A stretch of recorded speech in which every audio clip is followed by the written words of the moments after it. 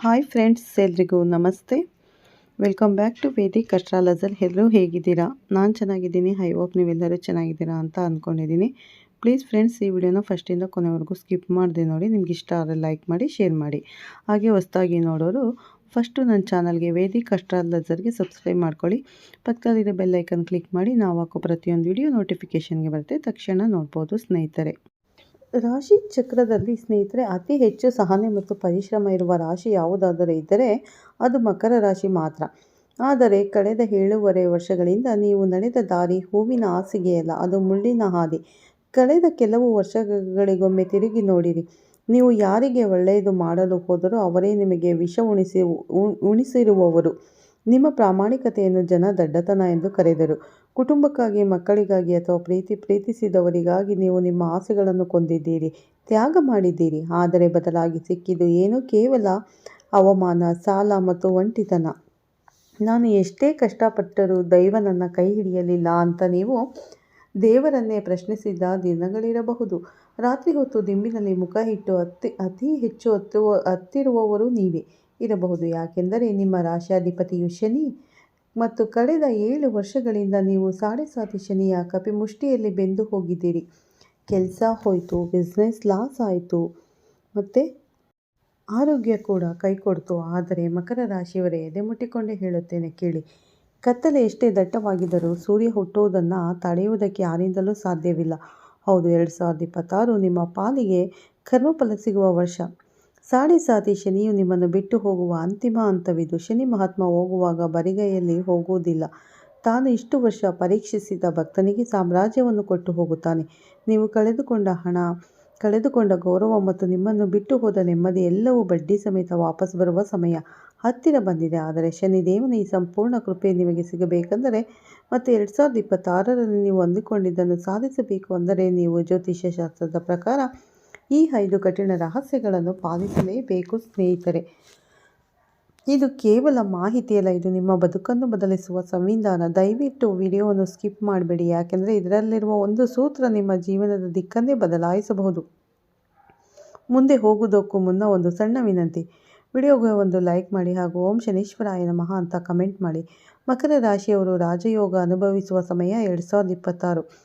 ಆದರೆ ಅದಕ್ಕೆ ಶನಿ ಹಾಕುವ ಷರತ್ತುಗಳು ಏನು? ಬನ್ನಿ, ನಿಮ್ಮ ದುರದೃಷ್ಟವನ್ನು ಸುಟ್ಟು ಬೂದಿ ಮಾಡುವ 5 ರಹಸ್ಯಗಳು ಯಾವುವು ಅಂತ ನೋಡೋಣ. ಮೊದಲನೆಯದು ಮಹಾರಹಸ್ಯ. ಮಕರ ರಾಶಿಯವರಿಗೆ ಶನಿದೇವನು ರಾಶ್ಯಾಧಿಪತಿ. 2026ರಲ್ಲಿ ಶನಿ ಕುಂಭರಾಶಿಯಿಂದ ಮೀನರಾಶಿಯ ಕಡೆಗೆ ಪ್ರಯಾಣ ಬೆಳೆಸುವ ಸಿದ್ಧತೆಯಲ್ಲಿದ್ದಾರೆ. ಅಂದರೆ ಮೀನರಾಶಿಯಿಂದ ಕುಂಭರಾಶಿ. ಈ ಸಮಯದಲ್ಲಿ ನೀವು ಮಾಡಬೇಕಾದ ಅತ್ಯಂತ ಶಕ್ತಿಶಾಲಿ ಕೆಲಸವೆಂದರೆ ಶನಿ ವೃಕ್ಷದ ಪೂಜೆ, ಅಂದರೆ ಬನ್ನಿ ಮರದ ಪೂಜೆ. ಪುರಾಣಗಳಲ್ಲಿ ಪಾಂಡವರು ಅಜ್ಞಾತವಾಸ ಮುಗಿಸುವಾಗ ತಮ್ಮ ಆಯುಧಗಳನ್ನು ಬನ್ನಿ ಮರದಲ್ಲಿ ಬಚ್ಚಿಟ್ಟಿದ್ದರು. ಹಾಗೆಯೇ ನೀವು ಅಜ್ಞಾತವಾಸ ಈಗ ಮುಗಿಯುತ್ತಿದೆ. ಪ್ರತಿ ಶನಿವಾರ ಸಂಜೆ ಬನ್ನಿ ಮರದ ಬುಡದಲ್ಲಿ ಸಾಸಿವೆ ಎಣ್ಣೆಯ ದೀಪ ಹಚ್ಚಿ, ಸಾಧ್ಯವಾದರೆ ಬನ್ನಿ ಮರದ ಎಲೆಗಳನ್ನು ಶಿವನ ದೇವಸ್ಥಾನಕ್ಕೆ ಹೋಗಿ ಶಿವಲಿಂಗಕ್ಕೆ ಅರ್ಪಿಸಿ. ಓಂ ನಮಃ ಶಿವಾಯ ಎಂದು 108 ಬಾರಿ ಜಪಿಸಿ. ನೆನಪಿಡಿ, ಶನಿದೇವನು ಶಿವನ ಪರಮ ಭಕ್ತ. ಯಾರು ಶಿವನಿಗೆ ಬನ್ನಿ ಎಲೆ ಅರ್ಪಿಸುತ್ತಾರೋ ಅವರನ್ನು ಶನಿದೇವನು ಕಣ್ಣು ರೆಪ್ಪೆಯಂತೆ ಕಾಪಾಡುತ್ತಾನೆ. ಇದು ನಿಮ್ಮ ಸಾಲದ ಬಾಧೆಯನ್ನು ಮತ್ತು ಕೋರ್ಟ್ ಕಚೇರಿ ಅಲೆದಾಟವನ್ನು 6ರಲ್ಲಿ ಸಂಪೂರ್ಣವಾಗಿ ನಿಲ್ಲಿಸುತ್ತದೆ. ಎರಡನೆಯ ರಹಸ್ಯ, ಮಕರ ರಾಶಿಯವರು ಹುಟ್ಟಿರೋದು ಕೆಲಸ ಮಾಡು ಮತ್ತು ಕರ್ಮಯೋಗಿಗಳು. ಆದರೆ 2026ರಲ್ಲಿ ನೀವು ಎಚ್ಚರದಿಂದಿರಬೇಕಾದ ವಿಷಯವೆಂದರೆ ಕೆಳ ಹಂತದ ನೌಕರರ ಜೊತೆಗಿನ ನಡವಳಿಕೆ. ಶನಿದೇವನು ಶ್ರಮಜೀವಿಗಳು ಪ್ರತಿನಿಧಿ. ನಿಮ್ಮ ಮನೆಯಲ್ಲಿ ಕೆಲಸ ಮಾಡುವವರು, ನಿಮ್ಮ ಆಫೀಸಿನ ಪಿಒನ್ಗಳು ಅಥವಾ ರಸ್ತೆಯಲ್ಲಿ ಕಸಗುಡಿಸೋರು, ಪೌರ ಕಾರ್ಮಿಕರು, ಇವರನ್ನು ದಯವಿಟ್ಟು ಕೀಳಾಗಿ ಕಾಣಬೇಡಿ. 2026ರಲ್ಲಿ ನೀವು ಇವರಿಗೆ ಒಂದು ಹೊತ್ತಿನ ಊಟವನ್ನು ಅಥವಾ ಬಟ್ಟೆಯನ್ನು ದಾನವಾಗಿ ನೀಡಿದರೆ ಅದು ಸಾಕ್ಷಾತ್ ಶಿವನಿಗೆ ತಲುಪುತ್ತದೆ. ನಿಮ್ಮ ಕೈಗಳಿಗೆ ಕೆಲಸ ಮಾಡುವವರಿಗೆ ಕೈ ಕೆಳಗೆ ನೀವು ಎಷ್ಟು ಗೌರವ ಕೊಡುತ್ತೀರೋ ಅಷ್ಟು ವೇಗವಾಗಿ ನೀವು ಏಳಿಗೆ ಹೊಂದುತ್ತೀರಿ. ನೀವು ನೀಡುವ ರೂಪಾಯಿ, ಅದು ದಾನ ನಿಮ್ಮ ಆಸ್ಪತ್ರೆಯ ₹1,00,000. ಮೂರನೆಯದಾಗಿ, ಮಕರ ರಾಶಿಯವರ ಅದೃಷ್ಟದ ಬಣ್ಣ ಕಪ್ಪು ಮತ್ತು ನೀಲಿ. ಆದರೆ 2026 ಯಶಸ್ವಿಗಾಗಿ ನೀವು ಒಂದು ವಿಶೇಷವಾದ ವಸ್ತುವನ್ನು ಮನೆಯಲ್ಲಿ ಇಟ್ಟುಕೊಳ್ಳಬೇಕು. ಅದುವೇ ಕಪ್ಪು ಕುದುರೆಯ ಲಾಳ.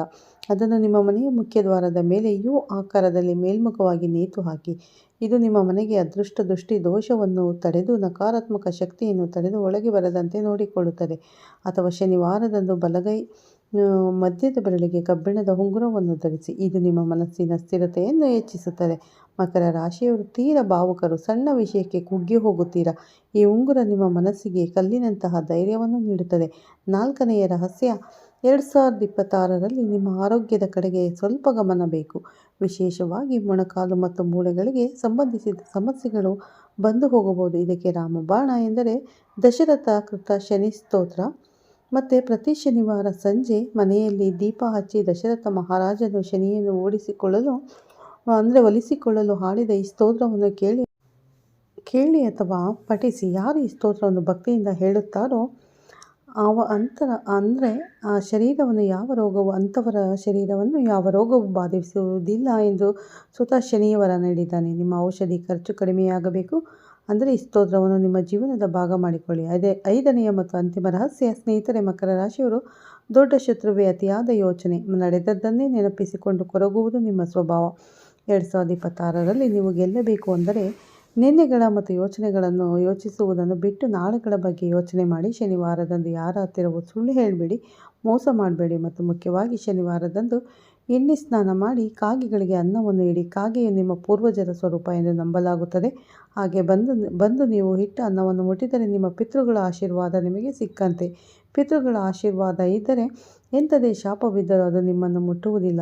2026ರಲ್ಲಿ ನೀವು ಮಣ್ಣು ಮುಟ್ಟಿದರೂ ಚಿನ್ನವಾಗುವ ಯೋಗ ಬರಬೇಕೆಂದರೆ ಕಾಲುವೆಗಳಿಗೆ ಮೂಕ ಪ್ರಾಣಿಗಳಿಗೆ ಆಹಾರ ನೀಡುವುದನ್ನು ಮರೆಯಬೇಡಿ. ಮಕರ ರಾಶಿಯವರೇ, ಎದ್ದೇಳಿ. 2026 ನಿಮಗಾಗಿ ಮಾರ್ಚ್ ತಿಂಗಳ ನಂತರ ತುಂಬಾ ಒಳ್ಳೆಯದು. ಈ ತಿಂಗಳ ನಂತರ ನಿಮಗೆ ಸೋಲು ಅನ್ನೋದೇ ಬರೋದಿಲ್ಲ ಸ್ನೇಹಿತರೆ. ನಿಮ್ಮ ಗೆಲುವಿನ ಮೆಟ್ಟಿಲುಗಳು ಇಷ್ಟು ದಿನ ಜನರು ನಿಮ್ಮನ್ನು ಆಡಿಕೊಂಡಿರಬಹುದು, ಇವರ ಕತೆ ಮುಗೀತು ಅಂತ ಟೀಕಿಸಿರಬಹುದು. ಆದರೆ ಆಟ ಬದಲಾಗುವ ಸಮಯ. ಶನಿ ಮಹಾತ್ಮ ನಿಮ್ಮನ್ನು ಬೂದಿಯಿಂದ ಎಬ್ಬಿಸಿ ಚಿನ್ನದಂತೆ ಹೊಳೆಯುವಂತೆ ಮಾಡಲಿದ್ದಾರೆ. ಈ ಮಾರ್ಚ್ ತಿಂಗಳ ಕೊನೆಯಿಂದ ನಿಮ್ಮ ಅದೃಷ್ಟವೇ ಬದಲಾಗಲಿದೆ ಸ್ನೇಹಿತರೆ. ಮತ್ತು ಶನಿ ಮಹಾತ್ಮನು ನಿಮ್ಮನ್ನು ಕೈ ಹಿಡಿಯುತ್ತಿದ್ದಾನೆ. ನಿಮ್ಮನ್ನು ಧರ್ಮದ ದಾರಿಯಲ್ಲಿ ನಡೆಯಿರಿ. ನಿಮ್ಮ ಪ್ರಾಮಾಣಿಕ ಪ್ರಯತ್ನಕ್ಕೆ ಆ ಭಗವಂತನ ಆಶೀರ್ವಾದ ಖಂಡಿತ ಸಿಗುತ್ತದೆ. ನಿಮ್ಮ ಕಷ್ಟಗಳು ಕರಗಲಿದೆ.